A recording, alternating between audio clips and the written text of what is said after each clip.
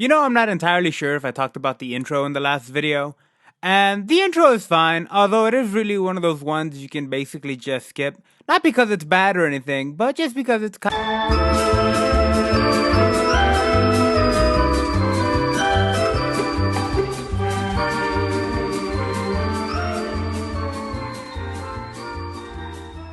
opening up this episode. They're teaching Takita how to shoot, or at the very least, not how to shoot, just how to hold her gun. Because the guy tells her that, like, oh, we can't have you shoot actual bullets for right now, just train like this. And obviously, I'm no expert. I don't know why that's obvious. It's just my tone of voice. But obviously, I'm no expert. But I'm pretty sure you can't know whether or not you're aiming right if you're not actually firing something, right? I'm not saying they have to be real bullets, but rubber or something. It just seems weird to me that the guy was like, just keep practicing holding the gun and you'll get better and you'll be good enough to use actual bullets. But I don't think that's how it works. I don't know. I'm not a gun guy, at least not a big one. But whatever. Also, they're hunting a dragon while they're doing this. And is that really the best time for that? Like, you guys are in a crucial moment of your job. Why are you teaching her this now? Like, I'm sure there's tons of downtime on this job. Like, they say dragons are rare, so they've probably spent most of their time looking for dragons. Why are you having her train when you're busy, like during crunch time? It'd be like a farmer starting to build a barn during harvest season. It's just not conducive to what your goals are. At least I don't think it is. Maybe it's some master plan that I'm just not seeing, but it just seems like an odd choice. And it also, if it seems like I'm rambling about a small thing, it's because not much really happens this episode.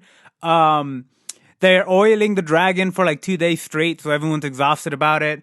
And then Takita talks to this one guy about how much money they're going to be earning. Turns out not a lot. And she specifically is not going to make a lot because she still has to pay like an entrance fee, which I guess means they're not technically employees then. I guess they're like freelancers, kind of like barbers. They like pay to be there so that they can work there and make money. I don't know how the system works, but the entrance fee seems weird to me. Also, it should not be a surprise that they don't get paid very much, considering that like they're given room and board, and yeah, they live there full time. So it didn't seem that weird to me. She shouldn't have been that surprised. But then again, they don't actually say how much she was paid. Maybe it was next to nothing. Maybe it was in the negatives.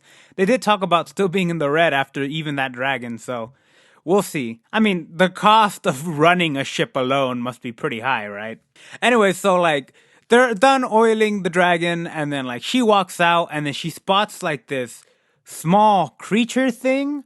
After spotting like what she calls a passenger ship, like off in the distance, and like she finds this like, small creature thing just sort of staring at her, and she has this line which is like, "Is that a bird?" Question mark. I mean, no, it's not. Very obviously not. And then she makes the logical next conclusion that it is just a mini dragon, and I guess it is. So like there's this scene, right? So like the dragon goes below deck, it's in the ship now, and everyone's tired from overwork and everyone just wants to go to bed. And Takita takes it upon herself to like capture the thing herself.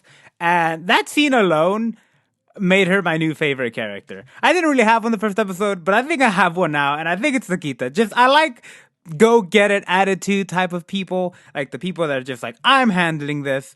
I don't need anyone's help. I've got this. And I enjoyed that. Although she probably should have told the captain, or who I assume is the captain. I think his name is like Greg or Glenn or something like Pleb. I doubt it's Pleb. Anyway, she like runs past the guy, and then he immediately gets attacked by this thing. And like he gets down, then Takita goes around looking for this thing. But then after she discovers that the captain was down, she was like, "All right, here's what's going on, guys." And like this guy, this kid with like the black hair, who they say is like the second newest recruit, he gives her a hard time about not telling the crew about it. But come on, guy, get off her back. Like you would have done the same thing. You guys were all tired. Also, so like they send everyone into the pilot's cabin, or the control room or whatever it's called. They make a 3-man team to go out and look for this thing, and like that's pretty much the episode. And it was fun. Like I enjoyed their dynamic. It was really fun to see them hunting down this thing. I was genuinely curious how it was gonna end, and I honestly felt a bit bad when the thing was killed ultimately, because all things considered, it was actually pretty cute. My my bar for whether or not something is cute isn't too high, but come on, look at the thing. It was kind of adorable, right? I would have not killed it, but I recognize that like it's their job and they're in the dragon slaying business. So, what can you do? So they fry the thing, they eat the thing, they call it like frying it demon style because it supposedly looks like a demon. I don't see it, but alright, whatever. Also, turns out that like Greg, his name isn't Greg, Captain Pleb. Turns out the captain just had a cold or something, which was a bit of a cheap write off, but whatever. I mean, the episode was pretty fun. I like their interactions. I mentioned before about how good the animation is, and for 3D anime, and my preference is going to come out here a little bit. This is a very expressive show. I was actually impressed by how expression they could get Takita's face to be throughout the episode because of it. But I also thought that maybe we'd go to the passenger ship because that's where it turns out the thing is from, and it was like a royal gift worth 2 billion something. They never say they use dollars, but it's worth 2 billion something. Yen or whatever. I don't know if it's yen. But it's worth 2 billion something, and it was a gift from the royal family, and they just ate it. So, alright, keep moving forward. We still have money troubles. I'm sorry, guys. Also, they talk about how, like, the dragon hearts are the things that make dragons fly. And they actually look really, really cool. And I'm curious how they make the dragons fly. I don't know. We don't know. At least not yet. And, yeah, that was pretty much the episode. I mean, the guy, okay, before we go, the guy with the black hair gets all on her case about like, oh, you should involve the crew. Oh, you're a newbie. You should not do things by yourself or whatever. But when it came to the key moment, right, when they're hunting this thing down, and then Takita pulls off this sweet tackle grab, and like the creature opens up his mouth to like the Resident Evil dog thing, or like the Resident Evil Los Plagas, whatever it was called, opens up his mouth and is attacking her, and at this point they think it's poisonous. Takita holds her ground, keeps the thing pinned, and the guy totally freezes up. The guy totally loses his nerve. So I don't want to hear anything about him, about her, like, not being a good team member or, like, not deserving to be on the crew if the guy totally just froze.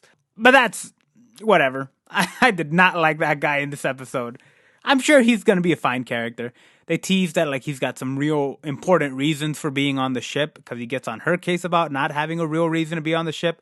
But hey man, she just wants a life of adventure. She just wants to hunt dragons. What's wrong with that? Not every superhero, yes, I'm comparing her to a superhero. Not every superhero needs a crazy Bruce Wayne, Peter Parker origin story. Sometimes they just want to do what's right.